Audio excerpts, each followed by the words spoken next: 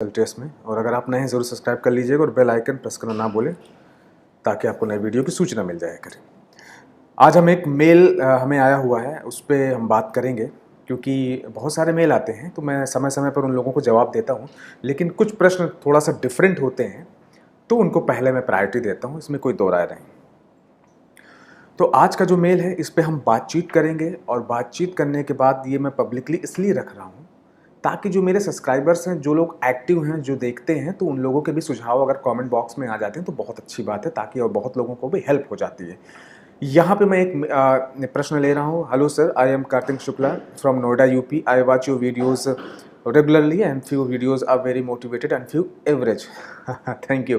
But sir, can you guide me regarding investment? Actually, I want to buy a home on loan where I can pay EMI of 20k यानी 20,000. But instead, can I invest in stocks so that I can become rich sooner? Can you suggest me some stocks? Waiting for your reply. Thank you. भाई, आपने ऐसा यक्ष प्रश्न पूछ लिया मुझसे कि मैं आपको कोई स्टॉक्स बताऊं जिसमें आप बहुत जल्द अमीर बन जाएं, और इंस्टेड मतलब कि आप घर लेने की बजाय स्टॉक्स में इन्वेस्ट करना चाहते हैं। तो मैं यही कहूँगा दोस्त, मैं आपको सच्ची सलाह दूंगा कि अगर आप फ्लैट लेना चाहते हैं या घर लेना चाहते हैं, जो कुछ भी लेना चाहते हैं, अब ये भी आपने मेंशन नहीं किया कि आप जॉब कर रहे हैं कि बिजनेस कर रहे हैं, लेकिन आप 20,000 की EMI आप भरने की सोच रहे हैं, तो मैं आपसे यही कहना चाहूँगा कि अगर आप जॉब कर रहे हैं तो सबसे पहले तो आप अपना घर ले रहे हैं, तो ऑब्वियस सी बात है कि आप रेंट पे रह रहे होंगे। अगर इफ़ आई गेस अगर आप रेंट पे रह रहे हैं तो पहले वो ख़त्म कीजिए। तो रेंट की बजाय अगर आप खुद का घर ले लेंगे तो आपकी EMI भी उसी में इंक्लूड हो जाएगी, तो मतलब EMI जा रही वो अच्छी बात है। तो सबसे पहले आप घर लेंगे। दूसरी चीज़ रही बात शेयर मार्केट में इन्वेस्ट की, तो मैं आपको एक स्ट्रेटजी और बताता हूँ। शेयर मार्केट में भी इन्वेस्ट कीजिए, और मैं आपको म्यूचुअल फंड्स में भी बताता हूँ। देखिए, म्यूचुअल फंड क्या है। म्यूचुअल फंड ऐसा है कि अगर हमें बहुत शेयर मार्केट के बारे में नहीं पता कि किन कंपनियों में इन्वेस्ट करना चाहिए या किन में नहीं करना चाहिए, तो म्यूचुअल फंड्स के द्वारा भी इन्वेस्ट किया जा सकता है। उसमें भी एक लंबे समय में हमें अच्छा रिटर्न मिल सकता है, कंपाउंडिंग रिटर्न। तो उसमें होता क्या है कि जो फंड मैनेजर्स होते हैं उनका यही काम होता है कि डाइवर्सिफाई कंपनीज़ में जिस प्रकार के म्यूचुअल फंड्स होते हैं वो अलग अलग बड़ी बड़ी कंपनियों में, लार्ज कैप की, मिड कैप की, स्मॉल कैप की, माइक्रो कैप की, जहाँ ज़्यादा हाई रिस्क हाई रिटर्न वाले कुछ माइक्रो कैप होते हैं, स्मॉल कैप होते हैं, लार्ज कैप में भी। तो जो म्यूचुअल फंड आप सेलेक्ट करते हैं वो फंड मैनेजर उनमें आप इन्वेस्ट करके वो जो आपको रिटर्न आता है वही आता है। तो इसमें क्या होता है, रिटर्न लमसम कितना हो सकता है, समझिए कि अगर हम साल का एक एवरेज पकड़ते हैं लंबे समय के पीरियड में, तो किसी साल अच्छा परफॉर्म करती है, किसी साल मार्केट अच्छा रहा तो अच्छा रिटर्न आता है, किसी साल हो सकता है नेगेटिव में आ जाए, किसी साल कम आए। तो ओवरऑल जो हम एवरेज मानते हैं, तो मान लीजिए हम 20-25 नहीं पकड़ते, हम इतना रख लेते हैं कि 12 से 15 के बीच में, तो हम एक मोटा मोटा 15% मान लेते हैं कंपाउंडिंग। तो अगर 15% साल का हम रिटर्न देख रहे हैं, तो अगर म्यूचुअल फंड में, अभी मैं कैलकुलेटर भी खोलता हूँ, तो होता क्या है दोस्त, तो अगर आपको शेयर मार्केट में भी इन्वेस्ट करना है तो वो भी मैं बताऊंगा, तो आप म्यूचुअल फंड में भी इन्वेस्ट करें और प्रॉपर्टी पहले लें, सबसे पहला काम। तो उसके 3 तरीके हैं, आपको मैं रईस बनने के बता रहा हूँ। जैसा कि आपने लिखा है कि मैं घर लेने की बजाय मैं स्टॉक्स में इन्वेस्ट करने की सोच रहा हूँ और मुझे आप सजेस्ट करें, तो भाई मैं तो बिल्कुल भी आपको सजेस्ट नहीं कर रहा कि अभी आप पूरा पैसा जो है आप EMI के द्वारा SIP भी करें तो स्टॉक्स में, ऐसा मैं नहीं कहूँगा। या जो भी आप लोन भी ले रहे होंगे तो कुछ डाउन पेमेंट दे रहे होंगे, राइट। तो पहले तो आप रेंट से भागिए और खुद का घर लीजिए। दूसरी चीज़, देखिए मैं यहाँ पे कोई बहुत बड़ा निवेश करने की सलाह देने वाला नहीं हूँ कि मैं वो, लेकिन एक ठीक है, मैं आपसे कुछ नॉलेज शेयर कर रहा हूँ। हालांकि मैं स्टॉक की जो कंपनियाँ होती हैं उन्हीं के बारे में बात करता हूँ, बताता हूँ हमेशा, लेकिन आज थोड़ा सा डिफरेंट क्वेश्चन ले लिया। तो फटाफट पहले मैं रिटर्न कैलकुलेटर की तरफ बढ़ता हूँ।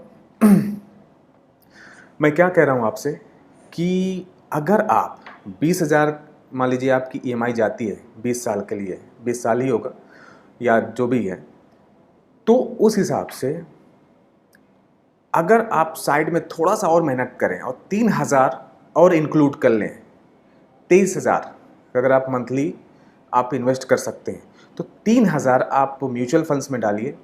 और अगर आप म्यूचुअल फंड्स में SIP करते हैं 3,000 पर मंथली, और एक्सपेक्टेड रिटर्न हम मान रहे हैं 15% के आसपास, ना हम 25 मान रहे हैं ना 20 मान रहे हैं, सब कुछ जो एक्सपेंसेस रेट वगैरह कटने के बाद जो है 15% भी अगर मानते हैं, और ड्यूरेशन अगर हम 20 साल का पकड़ के चलते हैं, तो हमारा जो अमाउंट होता है समझिए कि ये आ जाता है maturity, the future value of your SIP investment is 44 lakh और your total investment is 7.2 lakhs.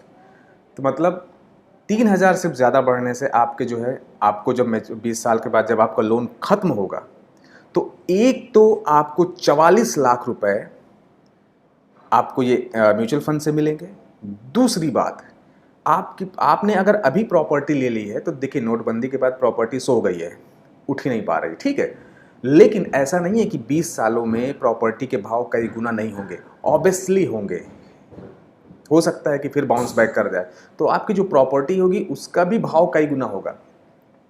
Plus आप चाहते हैं कि स्टॉक मार्केट में भी आप इन्वेस्ट करते रहें, तो एक काम करिए, 1,000 और आप बढ़ा लीजिए। आप थोड़ी सी मेहनत ही तो कर सकते हैं, तो आप 24,000 कर लीजिए। तो मतलब 20,000 हो गई आपकी जो लोन की EMI, 3,000 रुपये हो गए आपके म्यूचुअल फंड्स के, और 1,000 रुपये पर मंथ आप स्टॉक्स में इन्वेस्ट कीजिए।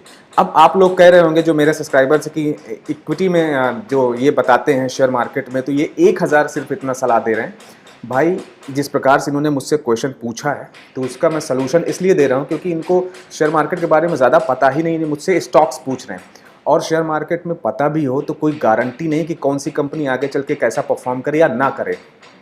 लेकिन ये श्योरिटी कि इनका खुद का घर हो जाएगा, इनकी प्रॉपर्टी की भी दाम थोड़े से बढ़ जाएंगे, डबल हो जाएंगे, कम से कम इतना तो उम्मीद करते हैं 20 साल में डबल हो जाए, ट्रिपल हो जाए इनकी किस्मत। या फिर म्यूचुअल फंड से भी जो उनको इतना लमसम मिला या कम थोड़ा ज़्यादा मिल जाए, लेकिन एक ठीक है, ठीक ठाक अमाउंट मिल जाएगी। हालांकि 20 साल बाद थोड़ी महंगाई ज़्यादा ही होगी।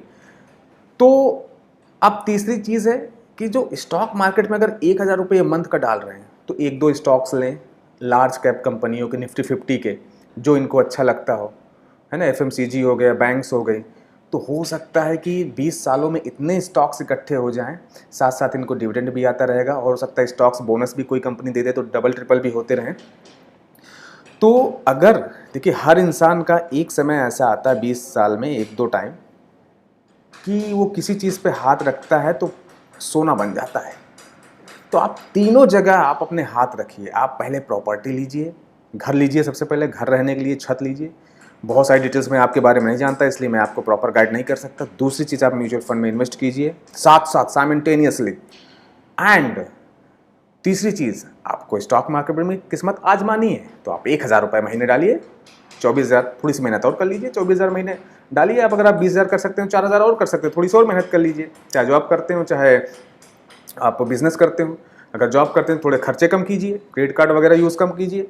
तो मेरे कहने का मतलब फ्रेंड, मैं जो आपके इस प्रश्न का उत्तर देने में जो सक्षम हुआ, मैं कहाँ तक सक्षम हुआ या कहाँ तक आपको समझाने में सफल हुआ ये मैं नहीं जानता, लेकिन जो मुझे समझ थी, जितनी मेरी समझ है अपने, उस प्रकार से मैं आपको बताने में पूरी कसर नहीं छोड़ी। और साथ ही साथ इसलिए मैं इस पे वीडियो आज बनाया कि हो सकता है ऐसे बहुत सारे हमारे कुछ फ्रेशर्स हों या सब्सक्राइबर्स हों या जो फ्रेंड्स हैं, मेंबर्स हैं, उनको भी ये चीज़ समझ में थोड़ी सी आ जाए कि जहाँ निश्चित है उसको छोड़ के हम अनिश्चित की तरफ ना भागें, बल्कि पहले निश्चित को अंदर कर लें। जो अनिश्चित है उसमें किस्मत आज आप ट्राई करते रहें। हो सकता है अगर हमें शेयर मार्केट से ही बहुत सारा धन आना होगा तो वो जो 1,000 आप पर मंथ डाल रहे हैं, कोई स्टॉक ऐसा आपका बाउंस बैक कर जाएगा कि वही आपको माला माल कर देगा। प्लस साथ साथ आपके पास खुद का घर होगा, साथ साथ आपके म्यूचुअल फंड से भी मैच्योरिटी अमाउंट मिलेगी। तो ऐसी स्ट्रेटजी से आप थोड़ा सा निवेश कीजिए। तो पहली प्रायोरिटी आप घर लीजिए, और सेकेंडरी म्यूचुअल फंड्स, थर्ड आप जो है शेयर में भी आप अपने डीमेट अकाउंट में हर महीने कुछ खरीदते रहिए, 1,000 रुपए के। यही मैं आपको सलाह दे सकता हूँ। बाकी आपकी मर्जी, आपकी सूझबूझ। आप भी 10 लोगों से, आपके भी फाइनेंशियल एडवाइज़र होंगे, आपके परिवार में कोई ऐसा होगा, या आपको भी काफ़ी अच्छा मालूम होगा। तो मेरी जो सोच थी मैंने आपसे कह दी दोस्तों। तो ये अब म्यूचुअल फंड्स कौन से लेने हैं, तो म्यूचुअल फंड्स में देखिए आजकल तो सब एप्लीकेशन से भी हो जाता है, थर्ड पार्टी एप्लीकेशंस होती है। आजकल तो पेटीएम से भी लोग म्यूचुअल फंड्स खरीद सकते हैं, ज़ीरोधा कॉइन से भी खरीद सकते हैं। अगर अकाउंट में नहीं है आपका ज़ीरोधा में तो आप ज़रूर डिस्क्रिप्शन बॉक्स में लिंक दिया, उसके थ्रू आप जा से अकाउंट भी ऑनलाइन खोल सकते हैं।